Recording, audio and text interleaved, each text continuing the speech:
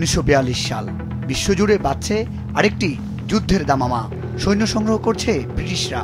বাবার থেকে এই খবর পেয়ে এক তরুণ ছুটে যান কিশোরগঞ্জ শহরের ডাক বাংলো মাঠে। ইচ্ছে ব্রিটিশদের হয়ে যুদ্ধ করে জয় ছিনিয়ে আনবেন। বলছি দ্বিতীয় বিশ্বযুদ্ধের ব্রিটিশ সৈনিক আব্দুল মান্নানের কথা। ব্রিটিশ সেনাবাহিনীতে সৈনিক হিসেবে নির্বাচিত হওয়ার পর তাকে পাঠানো হয় পাকিস্তান ও চীন সীমান্ত এলাকার হাসনাবাদ বর্ডারে। এরপর যুদ্ধ করার জন্য তাকে সমুদ্র পথে পাঠানো হয় কলম্বোতে। এ সময় সম্মুখ যুদ্ধে জার্মানির একটি জাহাজ ডুবিয়ে দেয় তারা।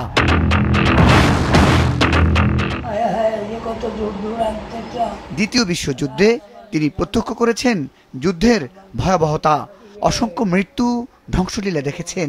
তাই বিশ্বে আর যুদ্ধ দেখতে চান না তিনি, একটি শান্তির পৃথিবী দেখে যেতে চান।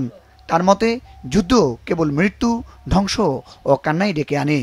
যুদ্ধ খুব খারাপ জিনিস। আমি যুদ্ধের সৈনিক, নিজে করে আইছি, দেখে আইছি। এইগুলি এক মাস রেখে আমি জানি এই সর্বনাশ। যুদ্ধটা খুব খারাপ জিনিস, এটা না করাটা ভালো। দুনিয়াতে দেশ না শুধু দুনিয়াতে এটা না করাই ভালো। আব্দুল মান্নান দীর্ঘ সময় পার হলেও এখনো তাকে মনে রেখেছে ব্রিটিশ সরকার। তার ছেলে রুবেল জানান, 1985 সালে ঢাকায় ব্রিটিশ হাইকমিশনের মাধ্যমে সৈনিকের অধিকার চেয়ে রানীর কাছে একটি চিঠি লেখেন তিনি। এই চিঠির জবাবও দেন রানী। তারপর থেকে ব্রিটিশ সোলজার বোর্ড থেকে নিয়মিত সম্মানে দেওয়া হচ্ছে তাকে। আমার বাবাকে নিয়ে গর্ব করি। আমার বাবা দ্বিতীয় বিশ্বযুদ্ধে অংশগ্রহণ করেছেন এবং এখন পর্যন্ত 118 বছর বয়স জীবিত আছেন।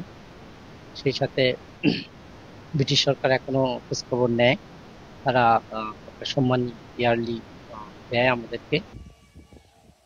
বর্তমানে বার্ধক্যে নুয়ে পড়া 118 বছর বয়সের মান্নান গ্রামের বাড়িতেই ছেলে মেয়েদের সঙ্গে বসবাস করছেন। জীবনের প্রান্তিক সময় তিনি উপনীত। এলাকাবাসী এখনো তাকে নিয়ে গর্ব করে।